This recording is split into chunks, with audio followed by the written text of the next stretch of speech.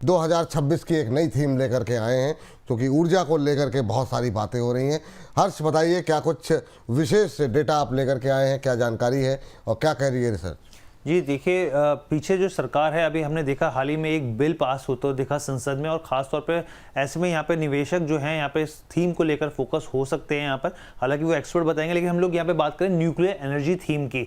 और क्यों बात करें यहाँ पर, एक बार दर्शकों को बताते हैं। यहाँ पर आप देखिए, संसद में हाल ही में शांति बिल जो है उसको मंजूरी मिलती हुई दिखी है। परमाणु ऊर्जा सेक्टर में निजी जो यहाँ पे कंपनियां हैं उनको लेकर, इनकी एंट्री को लेकर स्थिति जो है वो और आसान हो गई है। क्यों आसान हो गई है? क्योंकि 49% जो एफडीआई है उसकी मंजूरी मिलती हुई दिखी है यहाँ पर। और आप देखिए, निवेश को आकर्षित करने के लिए यहाँ पे जो लायबिलिटी नियम है उनको थोड़ा सा ढील दिया गया है यहाँ पे। और खासतौर पर जो SMR है, यानी कि स्मॉल मॉड्यूलर जो रिएक्टर्स हैं, उनके ऊपर खासतौर पर फोकस किया गया है। अब इससे जुड़े कौन कौन से स्टॉक्स हैं, कौन कौन से सेक्टर वाइज सेक्टर मैं आपको बताता चला जाता हूँ। सबसे पहले हम लोग आगे बढ़ते हैं और आप ये देखिए, सबसे पहले हम लोग एग्जीक्यूशन और जो EPC है, एग्जीक्यूशन प्रोक्योरमेंट कंस्ट्रक्शन, उसकी बात करते हैं यहाँ पे। चलिए पहले ये वाली थीम आ गई तो इसी पे बात करते हैं। देखिए, इसमें एक स्टॉक है SCC, हिंदुस्तान कंस्ट्रक्शन।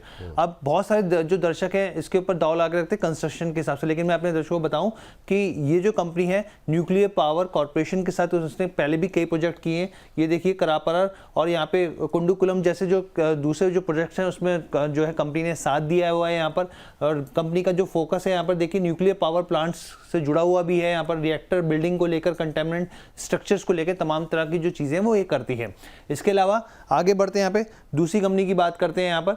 और आगे की हम अगर देखें यहाँ पर तो आप ये देखिए, L&T को सिर्फ एक तौर पे माना जाता है कि ये इंफ्रास्ट्रक्चर कंपनी है, लेकिन इसके बहुत सारे आयाम हैं कंपनी के। ये न्यूक्लियर EPC से जुड़ी हुई है, engineering procurement construction, heavy engineering से जुड़ी हुई है यहाँ पर। भेल के बारे में मैं बताऊं मैं आपको, देखिए टरबाइंस, बॉयलर, न्यूक्लियर इक्विपमेंट से जुड़े हुए मैन्युफैक्चरिंग करती है। इस लिहाज से भी यहाँ पर एक वालचंद नगर इंडस्ट्रीज है, इस स्टॉक को भी ध्यान देना चाहिए। यहाँ पे रिएक्टर कंपोनेंट से जुड़े कंपनी जो है, रिकमेंडेशन लेते रहे थोड़ी थोड़ी करके इन तीनों पे जरा एक बीच प्रदीप जी से। Pradeep ji, nuclear energy theme पे काफ़ी ज़्यादा फोकस इस समय किया जा रहा है। 2026 में क्या कुछ एक्सपेक्टेशन आपकी? और पहले इन तीन जो कंपनीज हैं जरा स्क्रीन पर दिखा दीजिए। सबसे पहले जो है उन तीन कंपनियों पे बातचीत कर लेते हैं। L&T को लेकर के खासतौर से पहले आपसे जानना चाहेंगे कि L&T को लेकर के क्या व्यू है। BHEL में अच्छी रिकवरी आ रही है, इन दो शेयरों पे पहले जरा बातचीत कर लीजिए, फिर आगे एक एक करके आगे बढ़ते हैं जी। बिल्कुल जी, L&T ये स्टॉक बहुत बढ़िया हो सकता है, क्योंकि ऑलरेडी हमने शॉर्ट टाइम में देखा थोड़ा बहुत करेक्शंस होने के बाद फिर से थोड़ा बहुत मोमेंटम दिखाने के लिए रेडी हो रहा है। तो मुझे लगता है कि करेंट जोन से भी L&T में मोमेंटम कंटिन्यू रह सकता है। इनफैक्ट अगर आप यहाँ से करेंट जोन से थोड़ा बहुत 5 to 7% नीचे कभी भी करेक्शन आपको मिलता है, मुझे लगता है कि चार्ट में एक प्रोमिनेंट सपोर्ट है, फेयर वैल्यूएशन से आपको पोर्टफोलियो में रखना चाहिए। सेकेंड स्टॉक जो कि बहुत टाइम से चल रहा है, इनफैक्ट 220 225 के आसपास बहुत बढ़िया सपोर्ट लिया है, कंपनी का नाम रहेगा BHEL। इसमें मेरे को लगता है कि विपुल जी ये कंटिन्यू होगा। नेक्स्ट जो ऑल टाइम हाई है ऑलमोस्ट 330 एंड अबव, ये आपको बहुत जल्दी आते हुए दिखाई देंगे। तो BHEL करेंट जोन से भी इन्वेस्टमेंट करने का एक अपॉर्चुनिटी है। और कभी भी एक डिप मिल जाएगा ना आपको मार्केट में, थोड़ा अगर करेक्शन आता है 285 280, वो आपके लिए एक बहुत बढ़िया हो जाएगा। और 290 एक बहुत दिन बाद ये प्राइस देखने को मिल रहा है। 330 ऑन द वे, एक स्ट्रिक्टली स्टॉप लॉस आपको यहाँ पे 242 के आसपास मेंटेन करना चाहिए। 330 क्रॉस करने के बाद अगेन आपको 350 एंड 60 एंड अबव प्राइस आपको आते हुए दिखाई देंगे। ये वालचंद नगर कैसा लग रहा है? एक सेकंड, हाँ, ये वालचंद नगर भी इसी थीम का हिस्सा है, जैसा भी हर्ष बता रहे थे। क्या करते हैं हर्ष आप? जी, वालचंद नगर इंडस्ट्रीज की बात करें तो रिएक्टर कंपोनेंट से जुड़ी कंपनी जो है बहुत सारे इक्विपमेंट्स की मैन्युफैक्चरिंग करती है और काफ़ी अच्छा खासा इनके पास तजुर्बा है। ठीक। प्रदीप जी शायद जाना भी चाह रहे हैं। प्रदीप सर, अभी आपके पास 1-2 मिनट है या फिर आपको तुरंत कहीं ज्वाइन करना है? सर 5 मिनट है, नो इशू। 5 मिनट, ठीक है जी सर।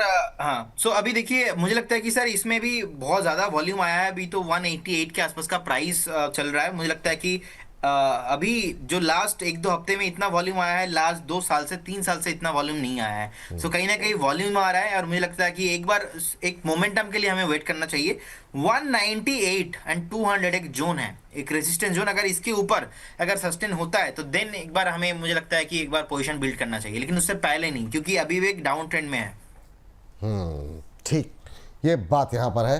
चलिए जी हर्ष अपनी टिप आगे जी सर, बढ़ाइए। एक स्टॉक एससीसी था, हिंदुस्तान कंस्ट्रक्शन, जो कि इसी से थीम से जुड़ा हुआ है सर। हमने लोगों ने दिखाया था अभी हाँ, दर्शकों को। हिंदुस्तान कंस्ट्रक्शन को सबसे लेकर के पहली प्लेट में ही है जी। तो हिंदुस्तान कंस्ट्रक्शन सर ये भी इसी थीम से जुड़ा हुआ एक स्टॉक है और बीच में काफ़ी अच्छी रैली यहाँ पर आती हुई दिखाई दी है हिंदुस्तान कंस्ट्रक्शन के अंदर। इसमें राइट इशू भी आया था बीच में और कई सारी स्टोरीज चली हैं। अभी क्या करना चाहिए, हालांकि बीते अगर हम एक महीने में देखें तो ठीक ठाक करेक्शन हुआ है 6%, बीते 6 महीने में 25-26% टूटा है। क्या 18-19 रुपये में कोई गुंजाइश है यहाँ पे या फिर अभी अवॉइड करेंगे आप?